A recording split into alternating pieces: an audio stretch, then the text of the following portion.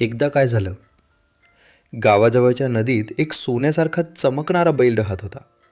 त्याचं शरीर इतकं तेजस्वी होतं की लोक त्याला पाहून थक्क व्हायचे. एके दिवशी तो नदीच्या काठावर आला. गावचा लोभी आणि क्रूर जमीनदार हे पाहून म्हणाला, हा बैल माझा असला पाहिजे, याच्या अंगावरचं सोनं माझं आहे. त्याने नोकरांना बैल पकडायला सांगितलं. सगळ्यांनी मिळून गळ्यात आणि शिंगांना दोरखंड बांधायचा प्रयत्न केला. पण बैल खूप ताकदवान होता. त्याने झटकन डोकं हलवलं आणि सगळ्यांना जमिनीवर फेकून दिलं आणि सरळ जंगलाकडे पळाला. पळता पळता तो झाडांच्या फांद्यांत अडकला. तेवढ्यात शिकाऱ्याने बाण मारला. जखमी बैल कसाबसा सुटून परत नदीत गेला आणि पाण्यात दडून बसला. जमीनदार हार मानणारा नव्हता. तो आपल्या माणसांसह रक्ताचे ठसे शोधत गावापर्यंत पोचला. तेथे बैल थकलेला आणि जखमी अवस्थेत एका झोपडीपाशी कोसळला.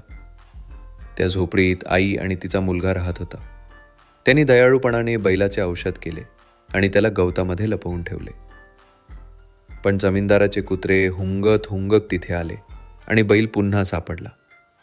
नोकरांनी त्याला घट्ट बांधलं आणि भाल्याने घाव घातला.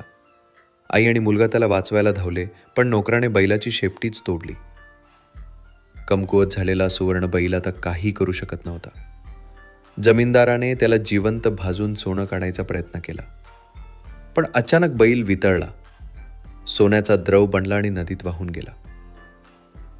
सगळे आश्चर्याने गप्प झाले. काही दिवसांनी तो बैल एका म्हातारीच्या रूपात त्या आईच्या घरी आला, जिच्याने त्याला वाचवलं होतं. आईनं आपलं शेवटचं धान्य शिजवून म्हातारीला खायला दिलं. तेवढ्यात म्हातारी तेजस्वी बोधिसत्वात रूपांतरित झाली. तिनं आईला एक सुवर्ण बीज दिलं आणि म्हणाली, आपत्तीच्या वेळी याचा उपयोग कर.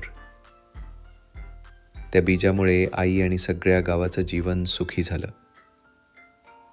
नंतर एक मोठा पूर आला. जमीनदाराने लोकांकडे दुर्लक्ष केलं, पण आईनं सुवर्ण बीज नदीत टाकलं. ते एका मोठ्या नौकेत बदललं आणि शेकडो लोकांचे प्राण वाचले. पण लोभी जमीनदार मात्र पुरात वाहून गेला आणि सुवर्ण बैलाची कीर्ती कायम लोकांच्या हृदयात जिवंत राहिली.